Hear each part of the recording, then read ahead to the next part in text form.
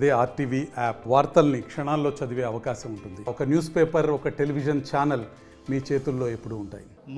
వ్యవసాయ మార్కెట్ యార్డ్లో కౌడ స్వామి అనే హమాలీ కార్మికుడు మార్కెట్ యార్డ్లో దంతే కొడుతూ పనిచేస్తున్నటువంటి సందర్భంలో హై బీపీతో పెరాలసిస్ ద్వారా అనారోగ్యానికి గురై ఇవాళ చనిపోవటం జరిగింది. ఆ కార్మికుడికి న్యాయం చేయాలని ఇవాళ ఏఐటీయూసీ ఆధ్వర్యంలో వ్యవసాయ మార్కెట్ యార్డ్ ఆఫీస్ను ముట్టడి చేయడం జరిగింది.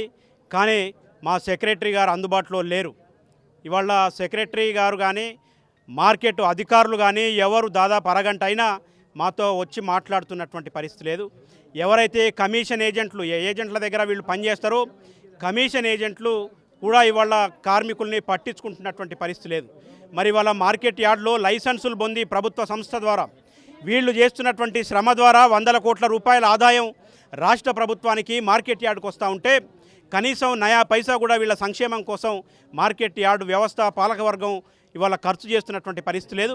కాబట్టి చనిపోయినటువంటి ఆ హమాలీ కార్మికుడికి న్యాయం చేయాలని, నష్టపరిహారం ఇవ్వాలని అదే యజమాని అదే రకంగా కమిషన్ ఏజెంట్లు వీళ్ళిద్దరు కూడా ఆయనకు నష్టపరిహారం చెల్లించాలని, రాబోయే కాలంలో ఏ కార్మికుడికి అపాయం జరిగినా అన్యాయం జరిగినా దానికి సంబంధించిన పూర్తి బాధ్యత మార్కెట్ యార్డే వహించాలని ఇవాళ ఏఐటీసీగా మేము ఈ మార్కెట్ యార్డ్ను ముట్టడిస్తూ ఉన్నాం.